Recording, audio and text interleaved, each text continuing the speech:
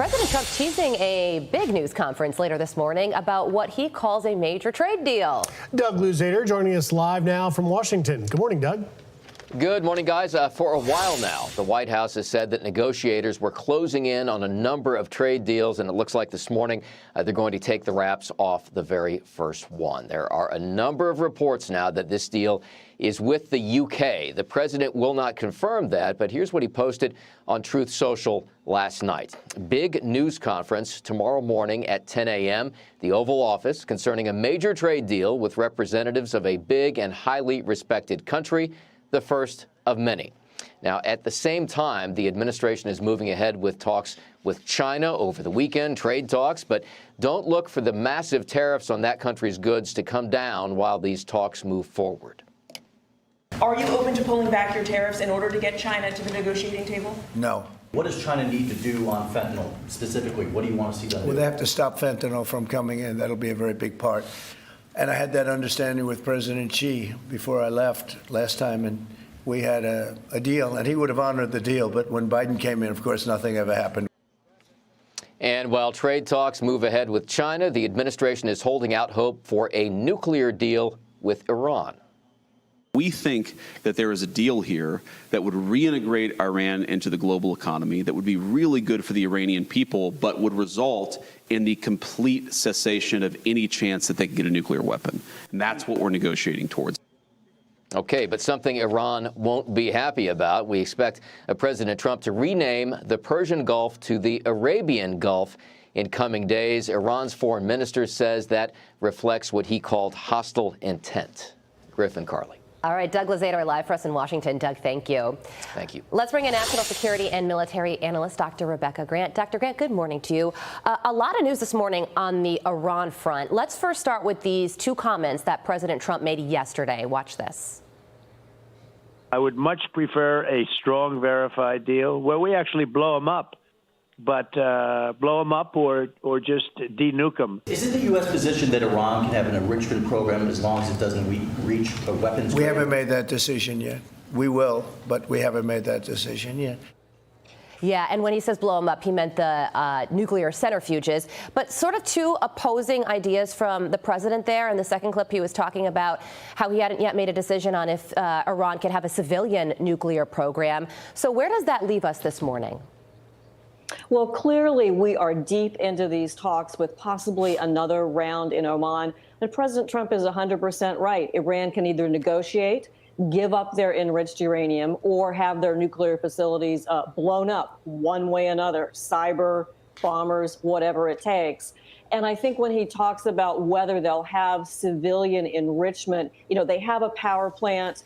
You can buy fuel for that on the open global market. So they are really into the nitty gritty, and I think they've made big progress in getting that nuclear fuel out of Iran, and then the incentive, taking off some of the sanctions or letting Iran back into the global economy. That's what's driving this. Okay, so Rebecca, also take a look at this. In less than 7 days, Iran could have one nuclear weapon. In 4 months, they could have 17. So that means that they have figured out the process and are just choosing not to pull the trigger. So why, and what does that mean if a deal is made now? What does that mean for the potential for a nuclear-armed Iran in the future? So that means, Carly, and you're exactly right, that they have to take the 60% enriched uranium. That's the stock that can be rapidly enriched up to 90%, and then a little while to put it into a bomb. That has got to go out of Iran. Someone has to come literally pick it up, take it away, the Russians, somebody, so that it goes into a place that they cannot have it. They also can't have the centrifuges. And over top of all this, the UN, Rafael Grossi, the inspectors have to be able to look at every inch of all of those Iranian facilities, and they got to do something about the ballistic missiles. Yeah, no doubt. So Doug just mentioned this at the end of his report, that President Trump is reportedly going to rename the Persian Gulf the Arabian Gulf ahead of his Middle East trip next week. Why? Because Iran certainly doesn't like this idea. Oh, I love this because that's what our friends in the region, like the UAE, who's only 32 miles from Iran, they already call it the Arabian Gulf versus catering to Iran with that Persian Gulf. And I think this is Iran just putting a little bit more pressure and reminding President Pezeshkian that he has got to give in on a lot of key points. Okay, so the UAE maps already say the Persian Gulf noted, so we would just have to update ours as well. Finally, let's get to this really quickly. Vice President J.D. Vance's comments on Russia regarding the ceasefire talks. This is where he stands right now on this. Watch. We think they're asking for too much, okay? If cool heads prevail here, we can bring this thing to a durable peace that will be economically beneficial for both the Ukrainians and the Russians, and most importantly, will stop the end of the destruction of human lives.